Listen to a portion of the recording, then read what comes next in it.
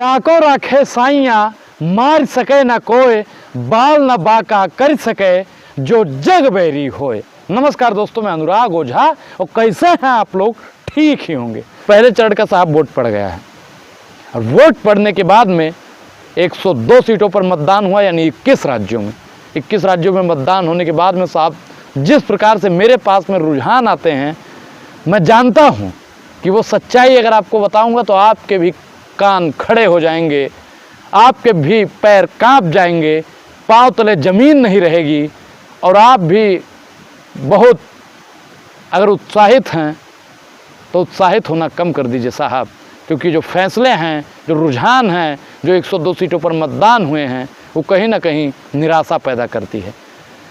मैं आपको साहब बताऊंगा एक एक डिटेल आज कि जिस प्रकार से हमने 2-3 जगह कैंपेनिंग भी की, वहाँ का भी माहौल क्या है मैं आपको साहब बताऊंगा अगली वीडियो में, क्योंकि आज ही सब कुछ बता देना ठीक नहीं होगा साहब।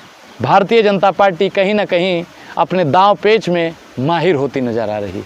मीडिया चाहे जितना बबल फेंक दे कि विपक्ष जीत रहा है, विपक्ष जीत रहा है, विपक्ष जीत रहा है, लेकिन सच्चाई क्या है साहब, यह आप भी जानते हैं, हम भी जानते हैं। इसकी सबसे बड़ी मिसाल है राजस्थान, मध्य प्रदेश और छत्तीसगढ़ का चुनाव।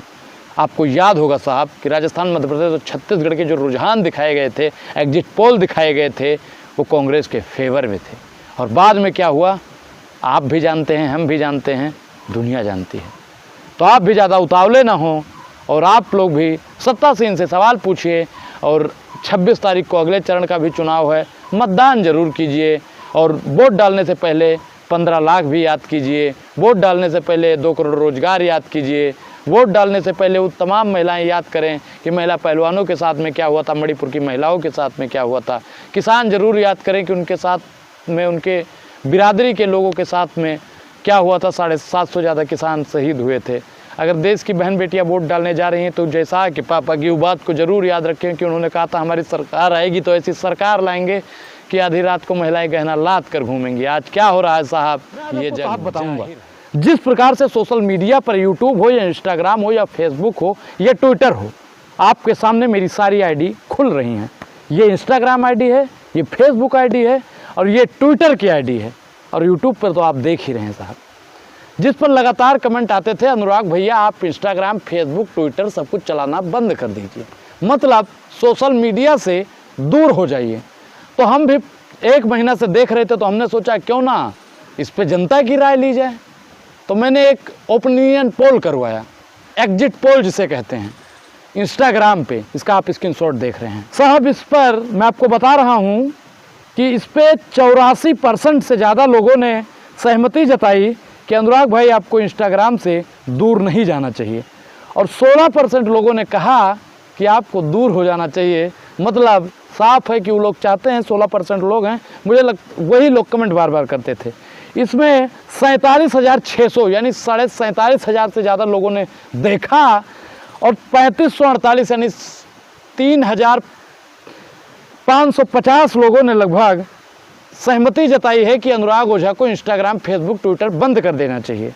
19,313 आदमियों ने सहमति जताई है कि इनको नहीं जाना चाहिए, सोशल मीडिया पर रहना चाहिए, बाकायदा सत्तापक्ष से सवाल पूछना चाहिए।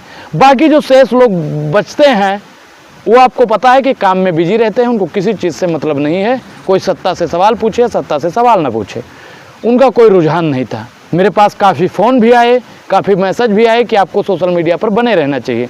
कुछ भक्त भी थे जिनका फ़ोन आया कि अनुराग भाई आपको सोशल मीडिया से दूर हो जाना चाहिए, क्योंकि जिस प्रकार से सरकार कर रही है अब हो सकता है कि आप भी इसके शिकार हो जाएं।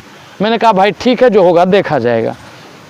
अब साहब आपकी सहमति लेना भी बहुत ज़रूरी है, क्योंकि जिस प्रकार से देश में महंगाई, बेरोजगारी, भुखमरी, भ्रष्टाचार, किसान, जवान और संविधान की बात को लेकर मैं लगातार सरकार की नीतियों की घोर निंदा करता हूं और सरकार की आंख में आंख डालकर सवाल पूछता हूं। 16% लोगों ने तो कह दिया भैया आप सोशल मीडिया से दूर जाओ, 84% लोगों ने कह दिया भैया आप सोशल मीडिया पर टिके रहो।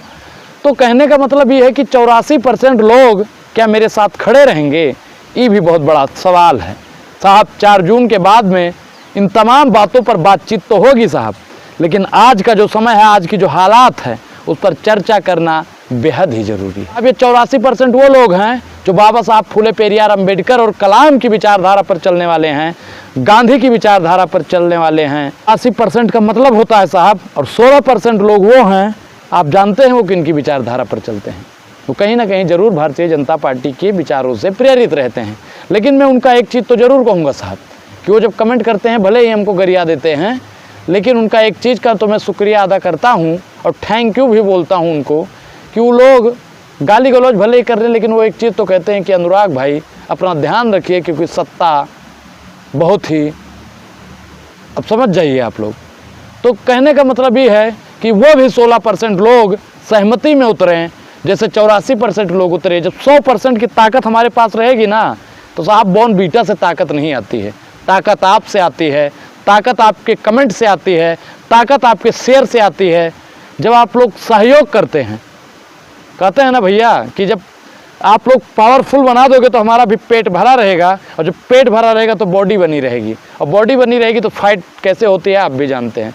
इस पूरी बातचीत पर आपकी क्या प्रतिक्रिया है? अपनी प्रतिक्रिया ज़रूर दें, और अभी तक आपने हमारे चैनल को ज्वाइन नहीं किया है तो ज्वाइन करना बेहद ज़रूरी है।